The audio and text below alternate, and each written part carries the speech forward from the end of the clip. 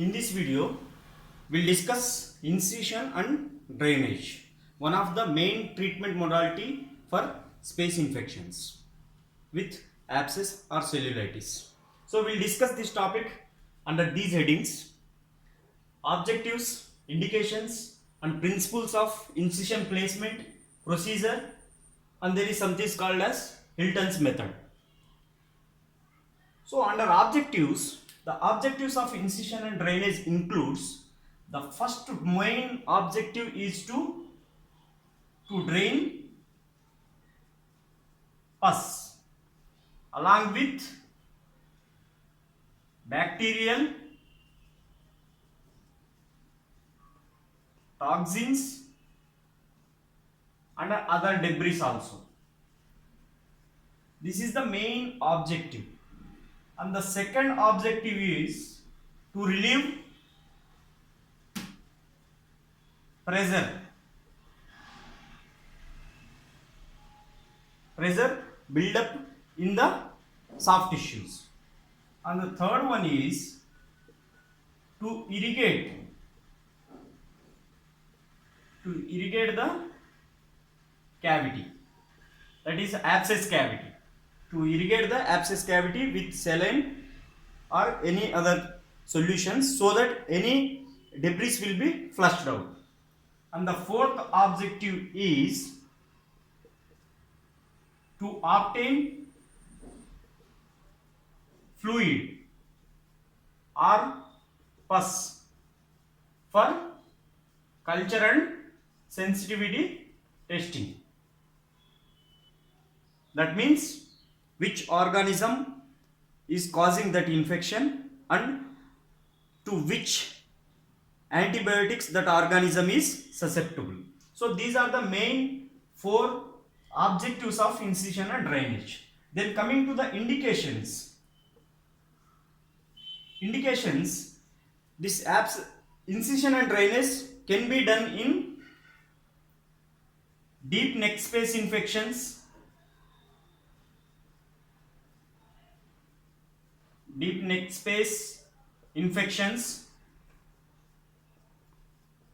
that is infections of submandibular space or sublingual space or any retropharyngeal or parapharyngeal, like that. And extraoral abscesses,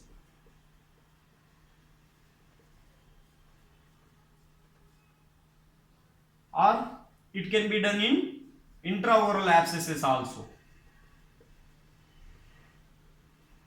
In some cases of intraoral abscess, drainage can be produced through the access opening of offended tooth or through the extraction socket of the involved tooth. But in some cases, when there is large abscess, then you must have to do the incision and drainage.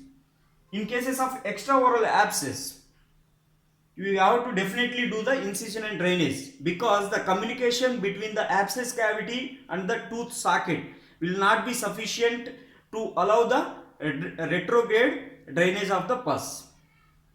Those abscess cavities which are immediately surrounding the involved teeth will be drained by extraction of the tooth or access opening of the tooth. But in cases of extraoral abscess, we have to definitely do the incision and drainage.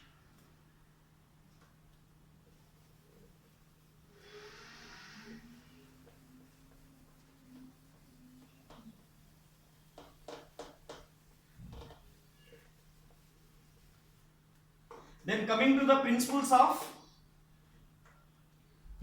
incision placement. The first and foremost important principle of incision placement is: incision should be placed in most dependent area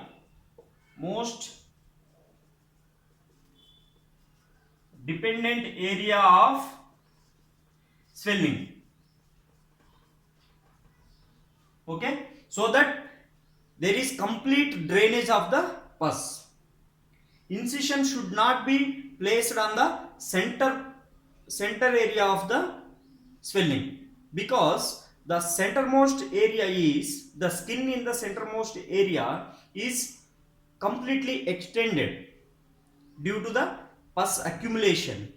So there is less blood supply to that center area and it is already severely damaged.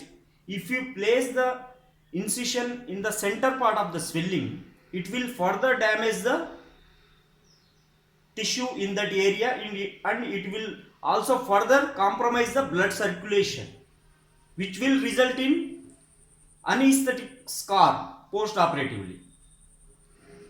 So you must place incisions in the most dependent area of the swelling to allow the drainage.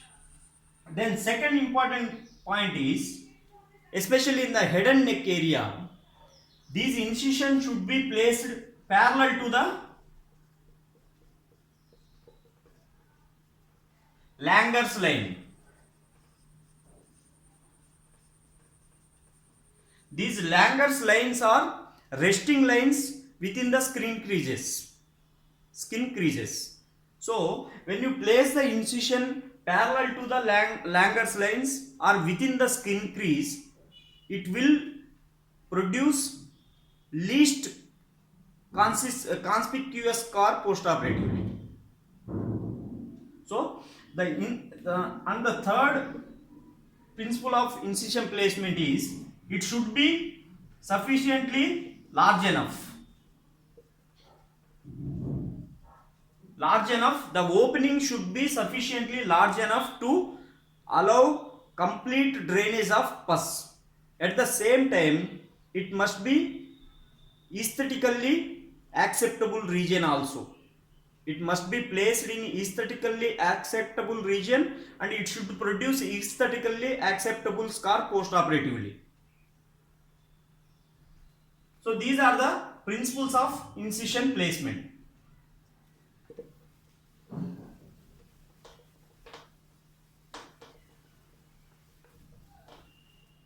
Then we will discuss surgical procedure. Under surgical procedure, the first step is to achieve anesthesia. Okay, this anesthesia you may give block anesthesia, that is distant from the abscess area, because in the abscess area, that is in the infected area, the local anesthesia may not work well. So if possible, give the block anesthesia from a distant side from the infectious area. Otherwise, if that is not possible, then give the local infiltration within the skin and subcutaneous area where you are going to place the incision. So this is about anesthesia. Then next step is to give the incision. Regarding incision, we have already discussed how to place the incision. What are the principles behind the incision placement? Once you place incision, then try to evacuation of pus. This is done with the help of Lister's sinus forceps or any other hemostat. Okay, we'll see here. Say this is the abscess cavity. For example, say this is the abscess cavity. So incision placement should be in the most dependent area. That means incision should be placed here somewhat. That is the dependent area. After you place the incision, the next step is evacuation of pus. That means through this incision area, a hemostat or sinus forceps is placed inside the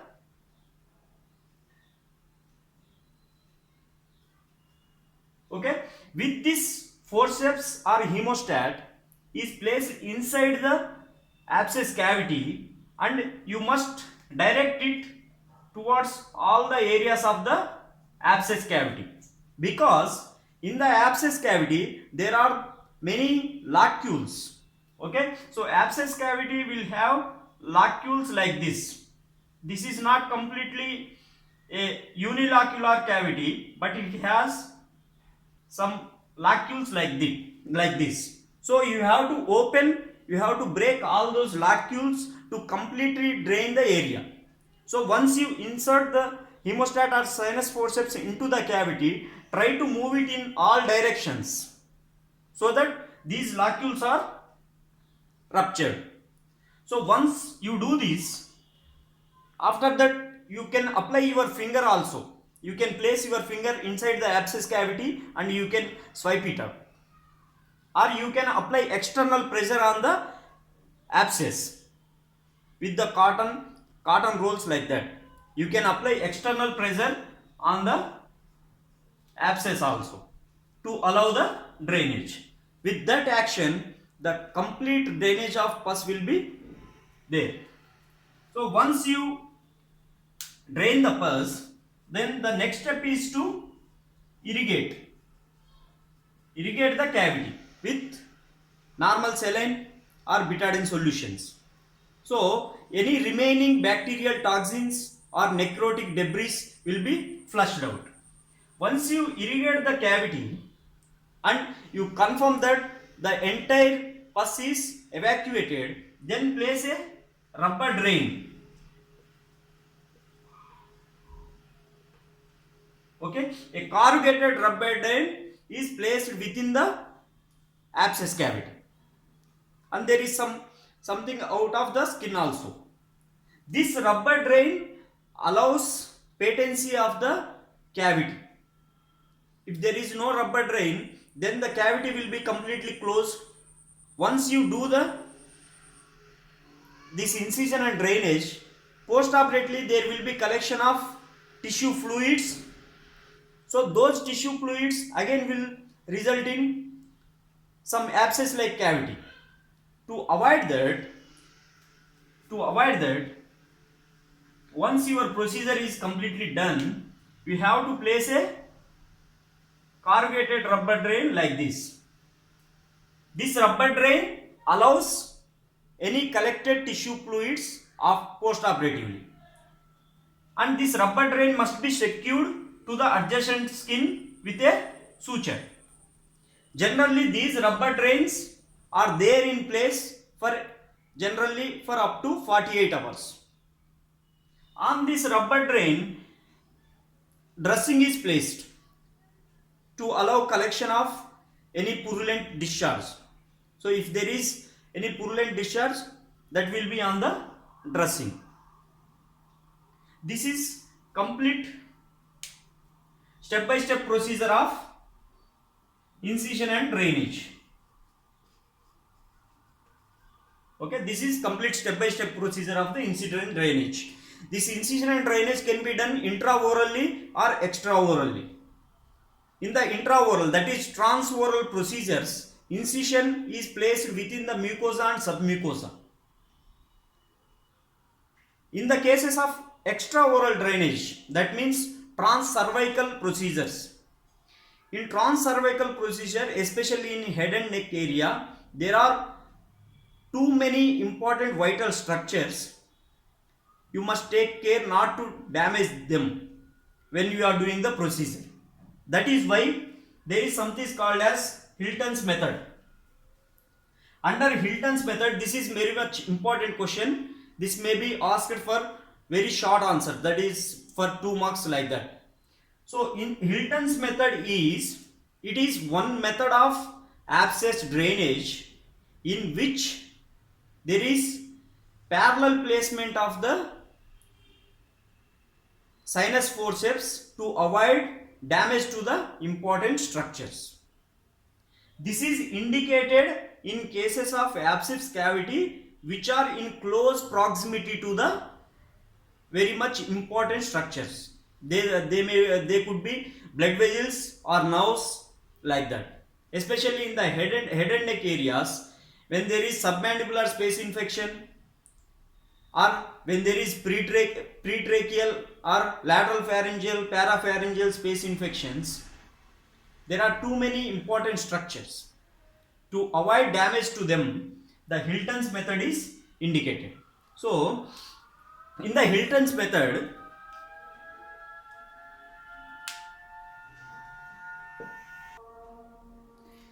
in this diagram you can see the Hilton's method. You can draw a diagram like this schematically. What we are going to see here, this is the facial artery. Approximately it crosses the lower border of the mandible in the first molar region. Okay, this is the cervical branch of facial nerve, this one. And there are many other two important structures like carotid sheath, external carotid artery, like that. So this is the infection abscess cavity localized in the submandibular region. Because this abscess cavity is in close proximity to the important anatomical structures, we are going for Hilton's method of abscess drainage. In this method, after the skin incision, the incision is placed through the skin and subcutaneous tissue only, not through the deep cervical fascia. The layers to be pierced here include skin, subcutaneous tissue, then deep cervical fascia, and after that platysma muscle. These all layers to be crossed to drain the abscess. But due to the proximity to the vital structures, we are placing incision through the skin and subcutaneous tissue only. After placing this incision, Lister's sinus forceps with closed beaks, this is very much important, not with open beaks, with closed beaks, is passed through this incision and it is pierced through the deep cervical fascia and any muscular attachments like platysma. After piercing this deep cervical fascia and platysma, we are going to open the beaks. You can see in this diagram, this sinus forceps passed through this incision with closed beaks. Once you pass those deep cervical fascia and platysma muscle within the abscess cavity, you are going to open the beaks. You are going to open the beaks and you are going to break the lacules. With that action, the complete abscess drainage will be accomplished. When you are removing the sinus forceps, beaks should be open only. When you are placing only, beaks are closed. Within the abscess cavity, the beaks are open and we are going to swipe it out, and you are removing the sinus forceps with beaks open, so that the abscess cavity opening will become large to allow the pus drainage. This is the Hilton's method. It is nothing but one form of incision and drainage. The only two important points here is, the first one, when the abscess cavity is in close proximity to the important vital structures, you must write that point. Then the Hilton's method is used. And the second one is, Lister's sinus forceps with closed beak is passed into the abscess cavity parallel to the vital structures. You can see here, this is the facial artery. We are passing parallel to the vital structures. This is all about Hilton's method. Incision and drainage can be asked for short answer, that is 4 marks question, and Hilton's method can be asked for 2 marks question. If you like this video, hit the like button, share the video, subscribe the channel.